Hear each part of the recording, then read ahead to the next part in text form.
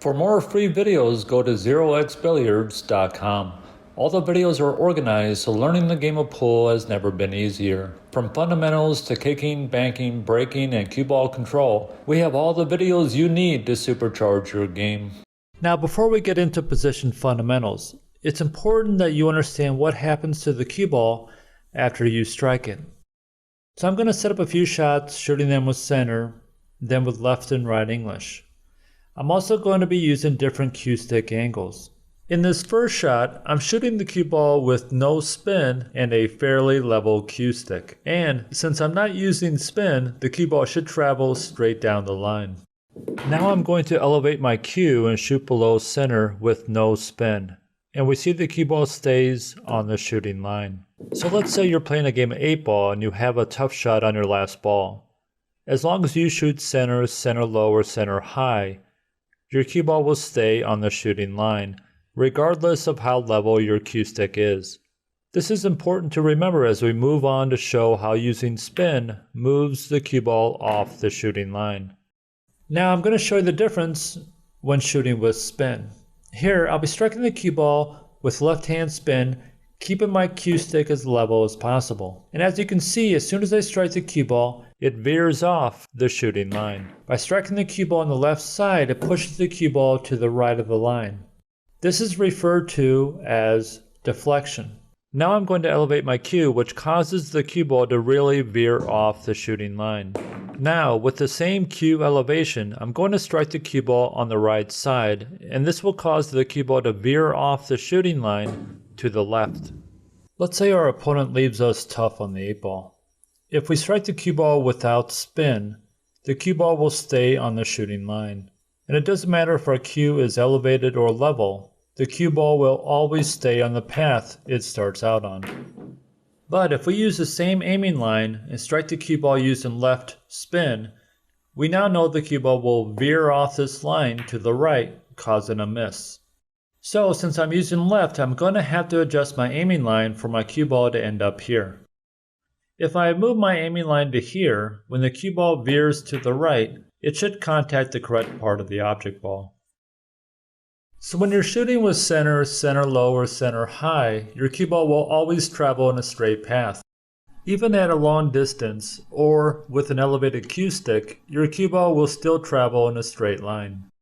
But once you start using spin, the cue ball will veer off the aiming line. For instance, here I'm using left hand spin, which causes the cue ball to veer to the right. And here I'm using right hand spin, which causes the cue ball to veer to the left. So let's say I need to pocket this ball in the side. The cue ball needs to contact the object ball here. So this now becomes our shooting line. And if we were to shoot this shot with center, we can shoot straight down this line and pocket the ball.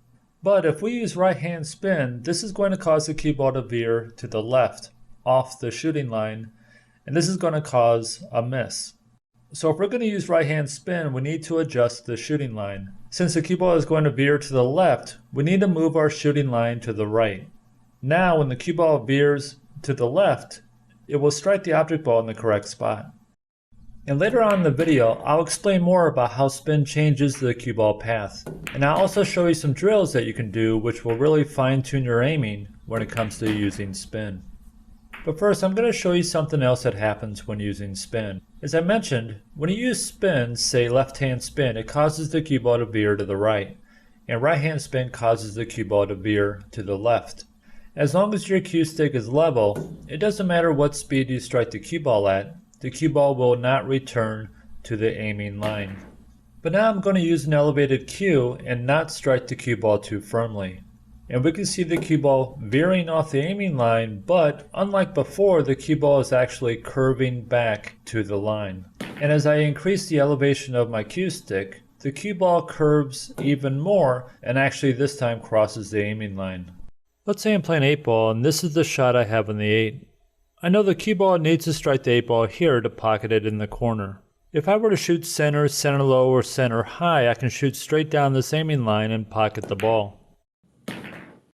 But now if I shoot this with right hand spin and shoot down this aiming line with a level cue, the cue ball will veer off the aiming line and miss the shot. But if I shoot easier and the cue stick is elevated, Then the cue ball will veer off the aiming line and begin to curve back to it, as demonstrated here. And with more cue stick elevation, we can see that the cue ball curves even more, causing it to cross the line. So when shooting with spin, there are several variables you have to keep in mind. The first one is the distance between the cue ball and object ball. Second is the speed in which you strike the cue ball. Third is the elevation of your cue stick. Fourth is the amount of spin you use. And fifth is the type of shaft you are using. And this is why aiming systems, as a rule, do not work when using spin. There are way too many variables involved for an aiming system to be effective. And when you are pocketing balls using spin, these are shots you have to develop a feel for. Later on in this video, I'm going to show you some great drills that will really sharpen your ball pocketing when it comes to using spin. To watch more free videos like this one, we set up a page that is filled with free videos covering every aspect of pool. All the free videos are organized by topic, so learning this great game of pool has never been easier. I put a link in the description that takes you directly to this webpage.